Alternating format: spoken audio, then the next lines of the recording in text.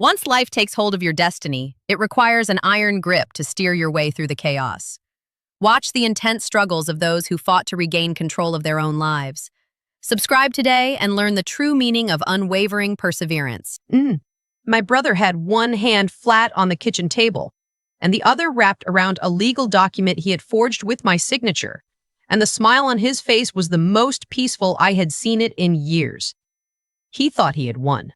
He thought the house, the accounts, everything our parents had left behind was already his. What he didn't know was that the notary sitting across from him, the one he had hired off a classified ad 3 days ago, was a licensed investigator I had placed there myself. I poured myself a glass of water from the tap, the way I always did when I needed my hands to do something, so my face wouldn't give anything away. I leaned against the counter. I waited. Drop a comment and let me know where you're listening from right now. I'd love to know who's in our community today. 6 weeks before my brother spread that document on the table, I was sitting in my car in the parking garage of the firm where I worked, eating a sandwich at 11:47 at night because I hadn't had time to eat since breakfast. I was a digital forensic specialist for a mid-sized litigation firm in Charlotte. My job was to find things people tried to hide. Deleted emails, scrubbed metadata, tampered timestamps. I was good at it. I had helped put 3 CFOs and 1 sitting city councilman in federal court. I was not a person you wanted quietly working against you.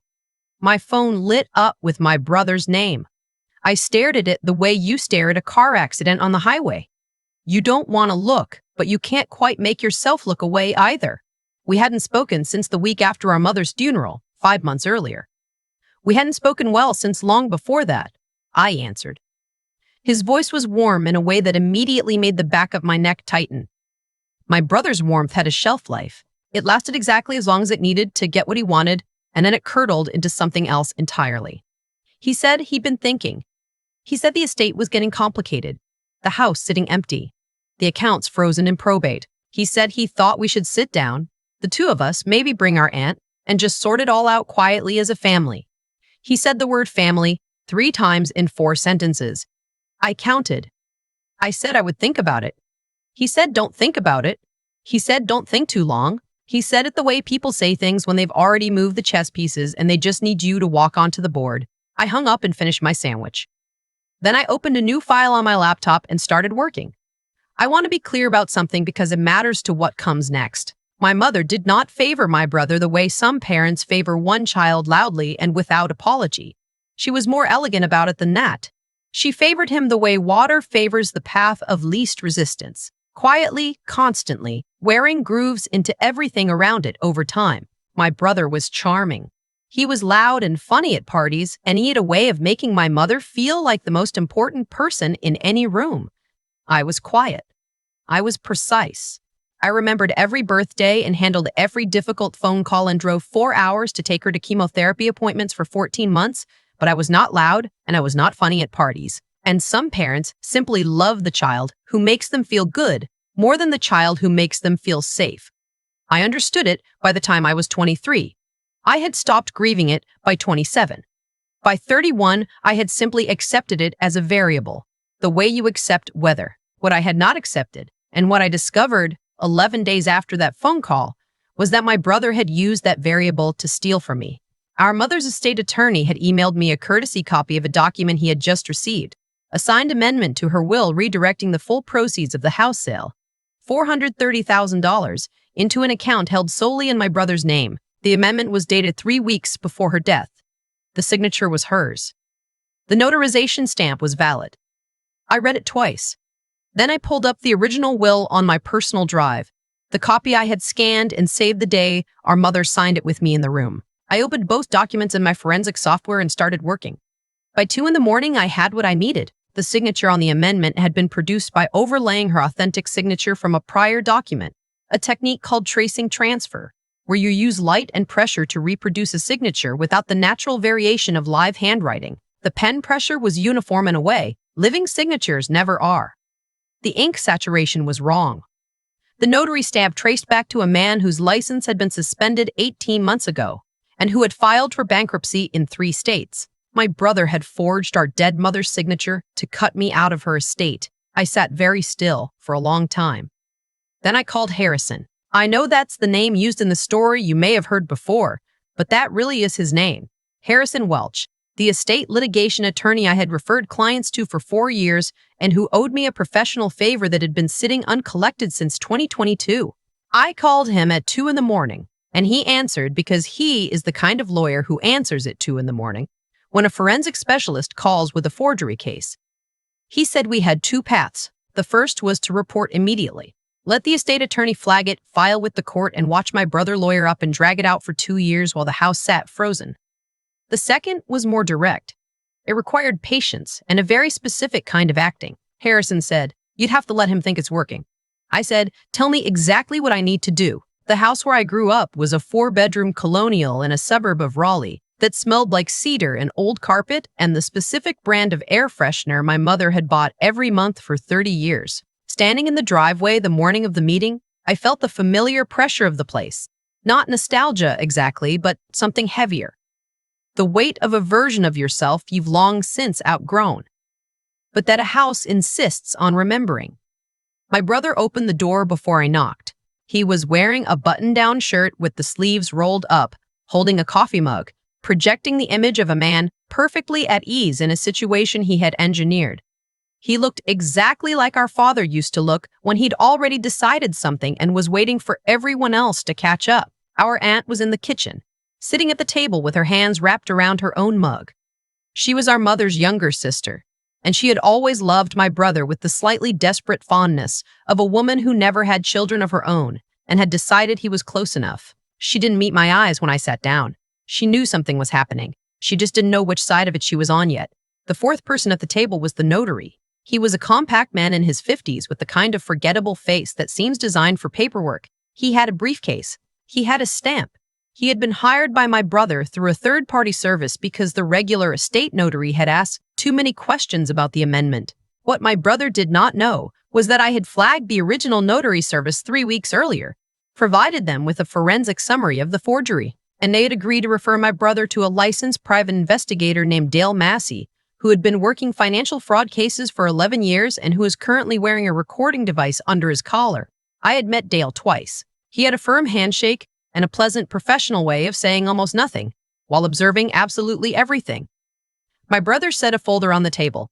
He said he wanted to keep this simple. He said the house had been on the market for 6 weeks with no serious offers, and the estate was costing money every month in taxes and maintenance. He said the cleanest solution was for him to buy out my share at a reduced valuation, sign a quick agreement, have it notarized today, and move forward. He slid the folder toward me. I opened it. The document inside was clean and professional. It had been prepared by someone who knew enough about estate law to make it look legitimate. It offered me $87,000 for my half of a house currently valued at over $400,000. It referenced the amended will as legal justification for the reduced share. I read it slowly. I let my face do the thing I had practiced, the slight furrow of trying to understand, the small nod of someone working through unfamiliar paperwork. I had spent 2 weeks practicing looking like someone who did not already know exactly what every word in that document meant and why it was fraudulent. Our aunt leaned over and touched my wrist. She said, "It's a fair offer, sweetheart." She said, "Your mother wanted the house to stay in the family." She said, "This is the easiest way." I looked at her for a moment. I wondered how much she knew. I wondered how much she had convinced herself not to know. There was a kind of complicity that lives in the space between those two things, and I had seen it in her face since I was 12 years old, and I had stopped being surprised by it a long time ago. I said, "Can I have a minute to read through this?" My brother said, "Of course." His voice was generous, expansive, the voice of a man doing someone a favor. While I read, or appeared to read, I thought about the summer I was 16. My brother had taken $700 from the emergency envelope my mother kept in the kitchen drawer. Cash she had been saving for the car registration and the water heater repair that we both knew was coming. He had spent it over a weekend with friends I had never met. When she discovered it gone, my brother looked her in the eye and said he had seen me near the drawer.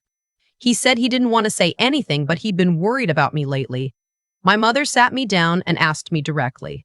I said I hadn't taken it. She looked at me with an expression that was not quite disbelief and not quite belief either, and she said she needed to think. She never said she believed me. She never said she didn't. She just let the uncertainty sit there, in the space between us, until it calcified into one more unspoken thing. My brother was never asked again. I never took money that wasn't mine in that house. For the remaining 2 years I lived there, monitoring myself with an almost clinical vigilance, making sure I could never be accused of anything again. He had known exactly what he was doing when he was 17 years old. It was not a surprise that he knew exactly what he was doing now. I set the document down. I said, "There's one thing I want to clarify before I sign." My brother's expression didn't change. He said, "Of course, what is it?" I said, "The amended will that this is based on. I just want to confirm the notarization is solid, because the estate attorney mentioned something about the original notary's licensing status, and I want to make sure we're protected if it ever comes up." My brother said it was completely clean. He'd used a different service. Fully licensed, no issues. I said, "That's great." I looked at Dale. I said, "You're comfortable attesting to the validity of the documents being signed today?" Dale looked up from his briefcase with the measured calm of someone who had done this many times. He said he was happy to speak to the documentation, and that he had actually already been in contact with the estate court regarding the amendment in question. He said this as pleasantly as he might say he took his coffee black. The temperature in the room dropped approximately 10 degrees. My brother said, "What does that mean, in contact with the estate court?"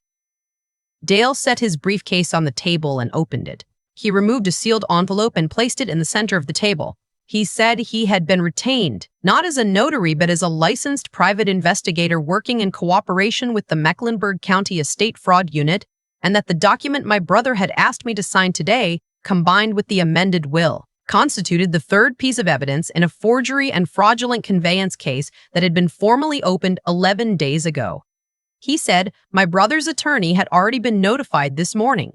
He said everything in this room is being recorded. My brother stood up so fast his chair scraped back and hit the cabinet behind him. He said, "This is insane." He said I was paranoid. He said our mother had changed her mind and it was legal, and I was just angry that she had finally been honest about what she wanted. I said, I was in the room when she signed the original will. I drove her to the attorney's office. I sat next to her. The amendment was allegedly signed on a Tuesday afternoon in March, when I have her in my phone records calling me from the oncology unit at Rex Hospital, where she was receiving her 4th round of treatment and could not have physically been at a notary's office. The notary whose stamp is on the amendment had a suspended license. The signature was traced from her 2019 power of attorney document. I have the forensic analysis, the metadata, the pen pressure mapping, and the call records. I said, "I've had all of this for 3 weeks. I was waiting for today." My brother looked at me the way he used to look at me when we were children, and he had tried something that hadn't worked. Not quite angry, not quite ashamed, something that hovered between the two without fully committing to either. He looked at our aunt. She had gone very still with her hands flat on the table and her eyes focused on the grain of the wood. He said, "You set me up." I said, "You set yourself up. I just made sure there were witnesses." The county fraud investigator and 2 officers arrived 14 minutes later. My brother called his attorney from the driveway while one of the officers stood with him. My aunt stayed at the kitchen table. She didn't speak to me. She didn't leave either. I think she was working through something that was going to take her considerably longer than an afternoon. I stood at the kitchen window and watched my brother on the phone in the driveway, pacing in his rolled-up shirt, and I tried to find something inside myself that felt like satisfaction. There was something there. It wasn't quite satisfaction. It was more like the particular quiet that comes when a sound you've been hearing for so long you stop noticing it finally stops. I thought about all of it then. The $700, the 4-hour drives to chemotherapy, the way my mother's face softened differently when he walked into a room. The 16 months I had spent being the reliable one, the consistent one, the one who showed up. And how none of it had mattered when he made the right phone calls and told the right story and slid the right document across a table with a smile that belonged in a catalog for wholesome American families. I thought about how I had stood at her graveside and cried genuinely, completely, without reservation, for her, for the version of our relationship I had wanted and never fully had, for the years of trying. I had cried for all of it. My brother had stood next to me in a good coat with dry eyes and his hand on my shoulder. The grief was real. The hand was strategic. What happened after was not quick the way television makes these things look. It took 4 months, My brother was charged with forgery of a legal instrument, fraudulent conveyance, and attempted theft by deception. The suspended notary was charged separately. His attorney negotiated. The full value of the estate was restored to probate. The house sold 8 weeks later for $419,000. My brother received a sentence of 3 years probation, 200 hours of community service, and a restitution order. His attorney called mine to say he felt the charges were disproportionate. My attorney conveyed that I had no comment. My aunt called me once about 6 weeks after the hearing. She said she hoped I knew she hadn't known the full extent of it. I said I appreciated her saying so. She asked if we could have lunch sometime. I said maybe, someday. I meant it in the way you mean things that you're genuinely uncertain about and don't want to lie about either way. The house money sits in an account I opened the week the sale closed. I have not spent any of it yet. I'm not sure what I'm waiting for. Some kind of clarity about what it should mean, maybe. Some feeling that the number in the account represents something clean now rather than something contested. Some days I drive past the neighborhood where we grew up, not on purpose, just if I'm coming from the highway exit and traffic is bad. I don't slow down. I don't stop. But I look at the shape of the houses, the yards, the particular way the streetlights look in the early evening in a subdivision that was built in the 80s and hasn't changed much since. I think about the girl who lived in one of these houses and tried so hard to be worth something to the people inside it. I don't feel sorry for her anymore. I don't feel angry for her either. I just feel like someone who learned something early and difficult and made something out of the learning. My brother has not called. I don't expect him to. I think what I want people to understand, if you've made it this far, is that the revenge part, the trap, the investigator, the recording, the moment his face changed in that kitchen, that part is not actually the point of the story. It's satisfying to tell. I won't pretend otherwise. But the part that actually changed something in me was earlier. It was the 2 weeks between finding the forensic evidence and sitting down at that table. The 2 weeks where I knew everything and said nothing and went to work every day and made dinner every night and existed inside the knowledge of what he had done. The way you exist inside a room where you've already packed your bags. That was the part where I became someone different. Not harder exactly. More solid. More like the person I had been trying to become for a long time without quite having the material to build her from. I have her now. The case is closed. The account is full. The house is someone else's. And they have probably already repainted the kitchen and replaced the carpet in the hall. Good. Some things should be replaced. If you've been through something like this, or something that's nothing like this, but feels the same way underneath, I want to hear about it. Leave a comment. Let me know where you are. We built this community on these stories, and I read every single one. And if someone in your life is smiling a little too warmly and asking you to sign something, take your time. Read it twice. Check the notary's license.